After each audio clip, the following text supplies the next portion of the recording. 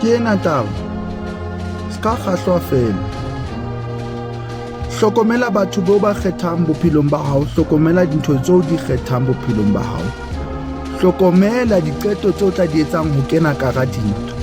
Ho na le batho ba keneng ka hara dintho ba itshola kajeno, ho na le batho ba kgethileng batho ba itshola kajeno, ho na le batho e le horeng ba kene ka hara mathata le maima ka lebaka la hore ba kene fela ba sa ka ba hlokomela.